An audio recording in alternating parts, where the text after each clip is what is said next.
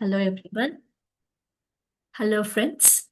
So this is my fourth session sharing my journey, spiritual journey on this platform. So in the first session, I shared about my childhood, my parents, my upbringing. The second session, I spoke about how I got into meditation, the low phases of my life. And the third session, I shared experiments and experiences I gained through spiritual science and meeting Patrici and learning directly from him. Today, I'm going to share the next phase of my life, moving to US and getting married in the as a wedding relationship. So, my dear friends, I got married in the year 2009. So it was an arranged marriage. I haven't met my husband until then. So we both met each other during the wedding time. So our wedding was very lavish celebrations. Everything went so smooth. We had so many friends and family came over. It was a magical moment for me. I was in a cloud nine moment. So shortly after the festivities, my husband has to go back to US to get into his job, and I stayed back in India as I was pursuing my intern in my Bachelor's of Physical Therapy degree in Chennai. So I stayed back for a few more months. So everything was going smooth and healthy. And one night, my mom called me with something unexpected news. She said, Divya Patriji is coming to Chennai the next day. So go meet him. He called me and he asked me to inform you to meet him the next day. I thought, how can Patriji uh, ask me this? I never thought even he recognized me. I never thought he knows my name. So he has so many followers, right? I was one among so many millions of people that he meets every day.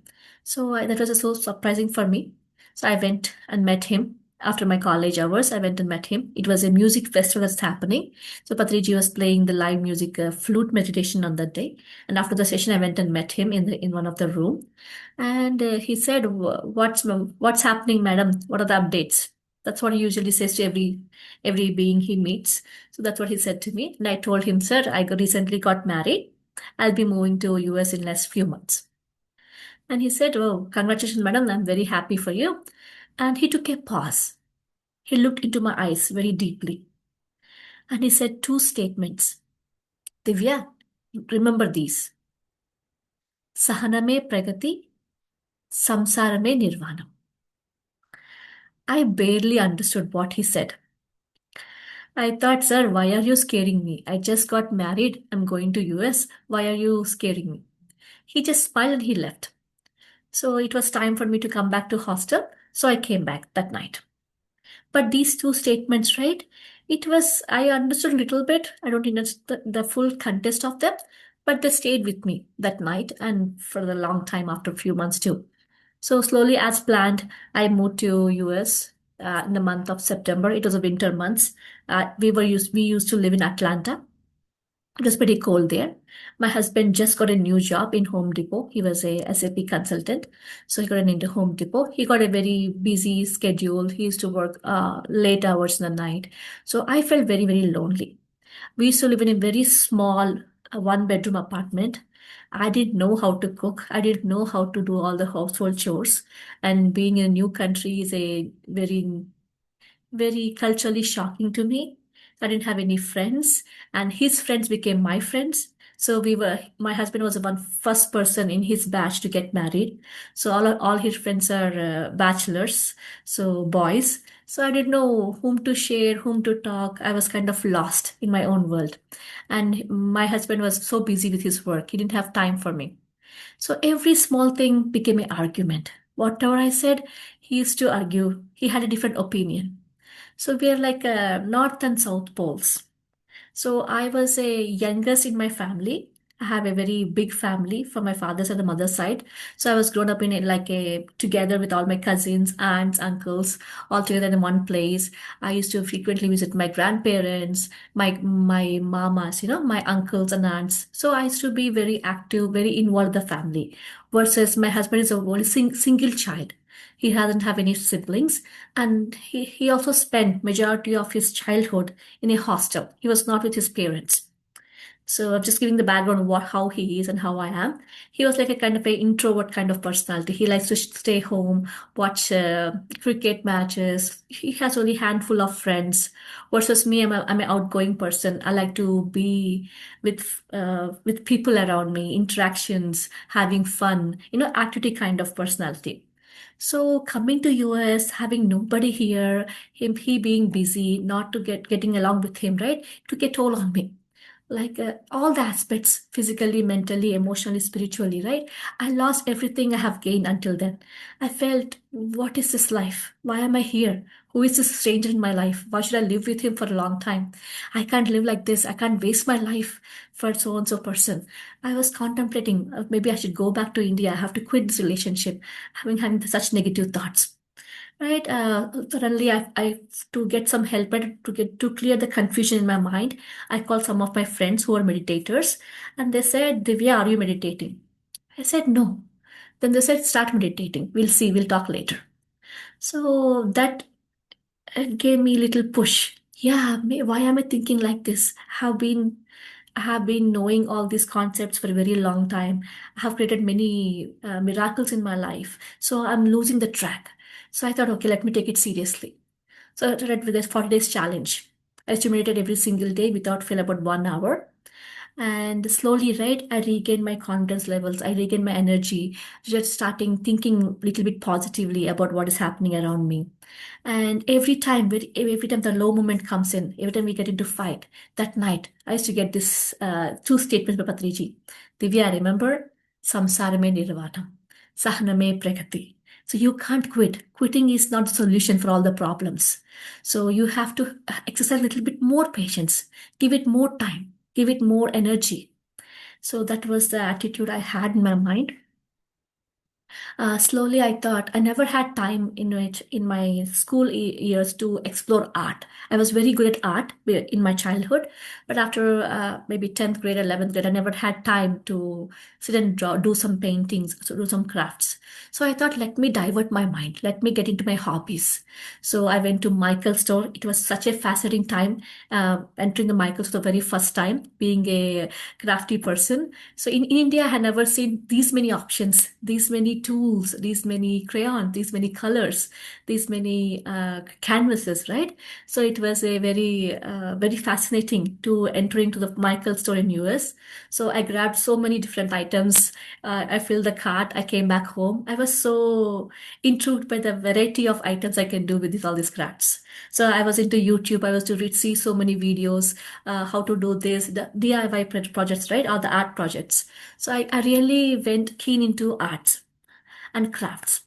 So slowly my mind focused on my crafts than onto my husband.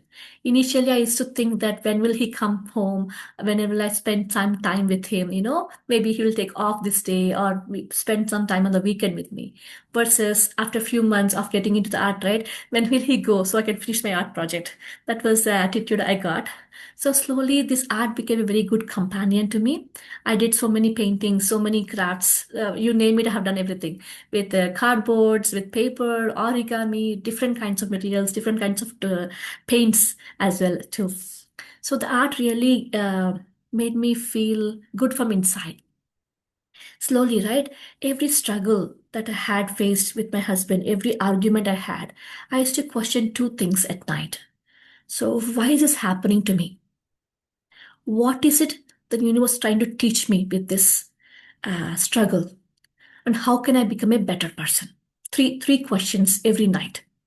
So I used to get some answers from inside as an intuition. I used to implement that solutions the next day, and that used to solve the problem that we were facing at that time. They're very small things, but made a very impact in my life. So slowly, I started become a little bit friends with him, trying to understand his perspective of life, his background, where he's coming from, his childhood wounds. I did some interview to my mother-in-law, asking him what happened into my husband's life, how was he raised, what are the his likes, dislikes, his about his friends, setbacks, all those kinds. So I got a picture about the personality of my husband. I had understood, okay, I have seen him in a different angle. So we all know, right? As a child, we all have some inner child issues. inner child wounds. So it can be for any reason. It can be from wrong parenting or wrong conditioning from the society or hard teachers being very mean to us. Such kind of blocks we all create. So just seeing him a different angle, so that made me to see him with compassion than with the anger. So I saw him as a wounded inner child, that he also suffering from inside. He's not happy with himself. So this understanding of inner child combined with soul science, I got to know about a book called Soul's Journey by Peter Richeldu.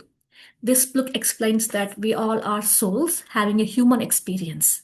As souls, we chose all these relations in the family within our own life.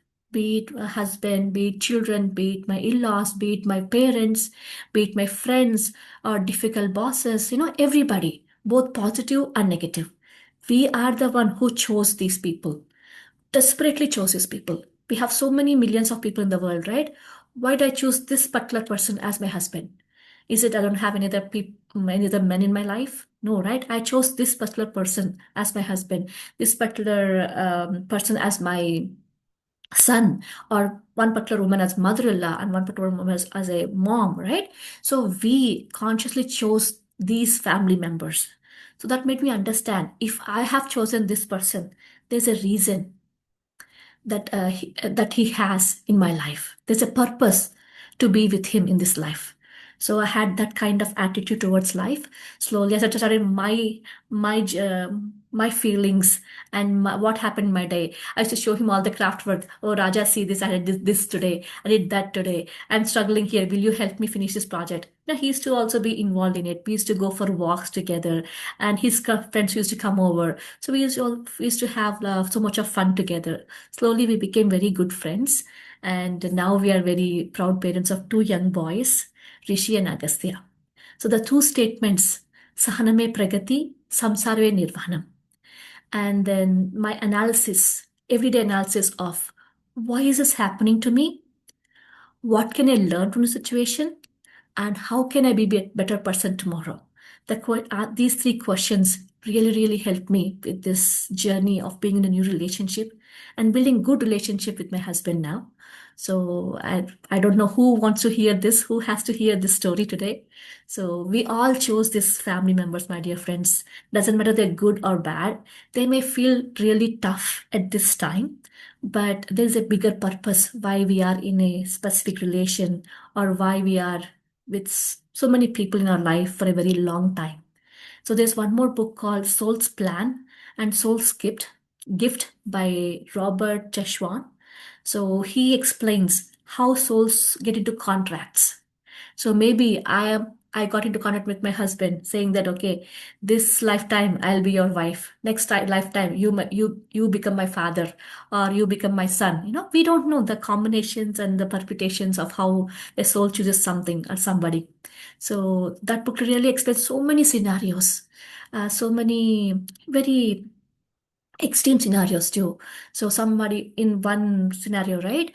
The mother loses a child in the childhood, or the pregnancy get miscarried, or abortion has happened.